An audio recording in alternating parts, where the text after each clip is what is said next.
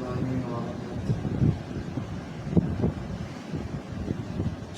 সবাই ভালো আছেন? সকলে ভালো থাকা, এই ইমানে থাকা, আমলে থাকা কামনা করছি। ধরেন এখন আপনার মন খারাপ, ভালো লাগছে না, কিংবা আপনার কোনো প্রয়োজন, আপনার বাড়ি কুমিল্লা, আপনি এখন ঢাকা যেতে চাচ্ছেন। আপনি যেন ঘর থেকে বের হয়ে গাড়ি উঠে ঢাকা চলে যাবেন। কিংবা আপনার মনে হচ্ছে যে আপনার কক্সবাজার যাওয়া দরকার, আপনি কক্সবাজারের গাড়ি উঠলে কক্সবাজার যেতে পারবেন। অর্থাৎ বাংলাদেশের যে কোনো জেলায়, যে কোনো ডিস্ট্রিক্টে আপনি যাওয়ার ইচ্ছা করলে যেতে পারবেন, এটা আপনার স্বাধীনতা আছে। কিন্তু আপনি যদি এখন মনে করেন যে না, আমি সৌদি আরব যাবো, মক্কায় যাবো হজ করার জন্য, কিংবা মদিনায় যাবো রাসূলুল্লাহ সাল্লাল্লাহু আলাইহি ওয়াসাল্লামের কবর জিয়ারত করার জন্য, কিংবা আমি দামেস্কে যাবো, অথবা ইয়ামান, সিরিয়া, ফিলিস্তিনে, গাজা, আকসা, কোথাও যাবো, তখন কিন্তু আপনি যাইতে পারবেন না। কেন যাইতে পারবেন না? আপনাকে বলা হবে যে আপনি যদি যাইতে পাসপোর্ট করতে হবে, ভিসা লাগবে, অনেক কাগজপত্র লাগবে, এই লাগবে, সে লাগবে, অনেক কিছু লাগবে। কিন্তু আপনি বাংলাদেশের মধ্যে যদি কোনো জেলায় যান, তাহলে আপনার কিছু লাগে না। এটা একটা আনন্দদায়ক না যে আমি বাংলাদেশের নাগরিক হওয়ার কারণে আমি যেখানে ইচ্ছা সেখানে যেতে পারছি। তো এটা আল্লাহ তাআলা চান যে আপনার যেটা নাগরিকত্ব রাষ্ট্রের না, কোনো দেশের না, আল্লাহ আপনাকে নাগরিকত্ব দিয়েছেন পুরো পৃথিবীর। আল্লাহ তাআলা বলেছেন ইন্নী জাইলুন ফিল আরদি খলিফা, আরদিন বলেছেন, ফিল আরদি বাংলাদেশ বলেন, পাকিস্তান, সৌদি আরব, ইন্ডিয়া কোনো রাষ্ট্র না। রাষ্ট্রের যে সীমানা এটা ইসলামের মধ্যে নেই। অর্থাৎ আপনি একজন ইমানদার, আপনি একজন মুমিন, আপনি পৃথিবীর যে কোনো জায়গায় যাইতে পারবেন, এটা আপনার স্বাধীনতা, আল্লাহ আপনাকে এটা দিয়েছে। কিন্তু আপনার এই স্বাধীনতাটা, আপনার এই ইচ্ছাটাকে কাফের মুশরিকরা বিভিন্ন আইনের মাধ্যমে এটা বাধাগ্রস্ত করেছে।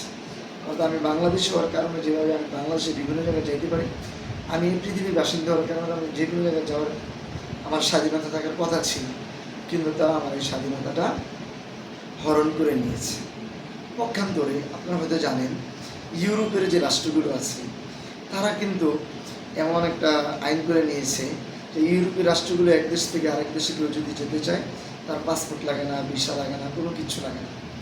অর্থাৎ সে ইউরোপের যে কোনো এক দেশের নাগরিক হওয়ার কারণে সে অন্যান্য দেশে যাইতে পারে, সফর করতে পারে। এইটাই হচ্ছে খেলাফত। অনেকে খেলাফতটা বোঝে না। অর্থাৎ ইন্নী জাইলুন ফিল আরদি খলিফা, আমি আল্লাহর জমিনের খলিফা হব, আল্লাহর পক্ষ থেকে আমি নিযুক্ত, আমি পৃথিবীর যে কোনো রাষ্ট্রে যাইতে পারবো, আমার কোনো সীমানা থাকবে না। ইসলাম এই রাষ্ট্রের সীমানাগুলোকে মানে না, বরং বলে যে সারা দুনিয়ায় যেখানে ইচ্ছা তুমি সেখানে যাও, সেখানে ইসলাম কায়েম করো, খেলাফত কায়েম করো, শরিয়া কায়েম করো, আল্লাহর কোরআনের কথা বলো, ইসলামের কথা বলো, দ্বীনের কথা বলো, মানুষকে তুমি আল্লাহর দিকে ডাকো, মানুষকে তুমি কল্যাণের দিকে ডাকো। অথচ এখন কিন্তু আমার ইচ্ছাও থাকে যে আমি এখন সিরিয়ার মানুষকে সাহায্য করবো, কল্যাণের দিকে ডাকবো, আমি কিন্তু যাইতে পারবো না। আমার যদি ইচ্ছা থাকে যে আমি এখন ফিলিস্তিনে যাব, গাজার মুজাহিদদেরকে গিয়ে সহযোগিতা করবো, আমি কিন্তু যেতে পারছি না। তো আমাকে কেন যেতে পারছি না? কোন আইন আমাকে বাধা দিচ্ছে? এই আইন তো আল্লাহ তাআলা দেন নাই, এই আইন তো কোরআনে নাই যে তুমি ফিলিস্তিনে যেতে চাচ্ছ, তোমাকে যেতে দেওয়া হবে না, সিরিয়া যেতে চাচ্ছ, তোমাকে যেতে দেওয়া হবে না, মদিনায় যেতে চাচ্ছ, তোমাকে যেতে দেওয়া হবে না, এই আইন তো কোরআনে নেই। অর্থাৎ মানুষের চলাফেরাকে সীমাবদ্ধ করে দেওয়া হয়েছে এবং বিভিন্ন আইন কানুন, মানবরচিত আইনের মাধ্যমে মানুষের এই স্বাধীনতাকে তারা হরণ করে দিয়েছে এবং তারা স্বাধীনতার নামে পরাধীন করে দিয়েছে। এটা রাষ্ট্রের মধ্যে এক একটা রাষ্ট্র এক একটা জেলখানা। বাংলাদেশ একটা জেলখানা, পাকিস্তান একটা জেলখানা, ইন্ডিয়া একটা জেলখানা, সিরিয়া একটা জেলখানা, আফগানিস্তান একটা জেলখানা। অর্থাৎ এক একটা রাষ্ট্রকে একটা জেলখানার সীমানাটি বড় আর কি, এরকম করে দিয়েছে। অর্থাৎ খেলাফতের চিন্তা মানুষের জেহান যাতে না আসে, চিন্তার মগজে যাতে না ঢুকে, এই জন্য এই সীমানাগুলো আরোপ করা হয়েছে। তাহলে আমাদের কাজ কি? আমাদের কাজ হচ্ছে রাসূলুল্লাহ সাল্লাল্লাহু আলাইহি ওয়াসাল্লাম যেই কাজ করেছেন, সাহাবায়ে যেই কাজ করেছেন, মক্কায় মদিনা স্টেট কায়েম করে ইসলামী খেলাফত প্রতিষ্ঠা করার পরে রাসূলুল্লাহ সাল্লাল্লাহু আলাইহি ওয়াসাল্লাম মক্কা বিজয় করেছেন, সিরিয়া বিজয় করেছেন, ইয়ামান বিজয় করেছেন, সাহাবায়ে কেরাম ফিলিস্তিন বিজয় করেছেন, মিশর বিজয় করেছেন, আলজেরিয়া বিজয় করেছেন। অর্থাৎ তারা সাহাবায়ে কেরাম যেখানে গিয়েছেন সেখান পর্যন্ত ইসলামী খেলাফত প্রতিষ্ঠিত হয়েছে। কোনো দেশের সীমানা ছিল না। সাহাবায়ে কেরাম গিয়েছেন, সীমানাকে মুছে দিয়েছেন। মুসলমানদের কাম হচ্ছে তারা দাওয়াতের মিশন নিয়ে যাবে, খেলাফত প্রতিষ্ঠা করবে। আর আধুনিক রাষ্ট্রের তাগুত কর্তৃক যে সীমানাগুলো দেওয়া হয়েছে এই সীমানাগুলো তারা মুছে দেবে। আমরা যদি খেলাফত প্রতিষ্ঠা করতে পারি তাহলে এইভাবে আমাদের দেশের সীমানা পাকিস্তান, ইন্ডিয়া, করাচি, ইয়ামান, জর্দান, আরব আমিরাত, এই রাষ্ট্রের সীমানাগুলো মুছে যাবে।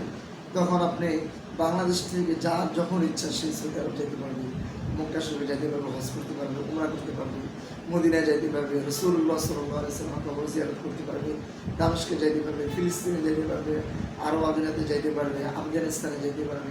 অর্থাৎ পুরোটা পৃথিবী তার রাষ্ট্র। ইন্নি জাইলুন ফিল আরদি খলিফা বলা হয়েছে। অর্থাৎ পুরো জমিনে সে রাজত্ব কায়েম করবে। এইটাই হচ্ছে খেলাফত। খেলাফত মানে এটা নয় যে বাস চোর ধরো শুধু হাত কাটো, হাত কাটো, হাত কাটো। হাত কাটাই খেলাফত না, হাত কাটাটাই শুধু শরীয়ত। বরং শরীয়ত মানে হচ্ছে আপনি একজন রুগী, ডাক্তারের কাছে যাবেন, আপনি ন্যায় সম্মত চিকিৎসা পাবেন। আপনি একজন মুসাফির, রাস্তা আপনি নিরাপত্তা পাবেন। আপনি একজন ব্যবসায়ী, আপনি ব্যবসার নিরাপত্তা পাবেন। আপনি একজন রিক্সা চালক, আপনি রিক্সার ক্ষেত্রে নিরাপত্তা পাবেন। আপনি একজন ড্রাইভার, আপনি ড্রাইভারের ক্ষেত্রে আপনি নিরাপত্তা পাবেন। আপনার উপর কেউ চিহ্ন করতে পারবেন। পুরা সামগ্রিকভাবে একটা জীবনকে কল্যাণময় করে তোলার নাম হচ্ছে খেলাফত। আল্লাহ তাআলা আমাদের জন্য তৌফিক দান করুন। আসসালামু আলাইকুম।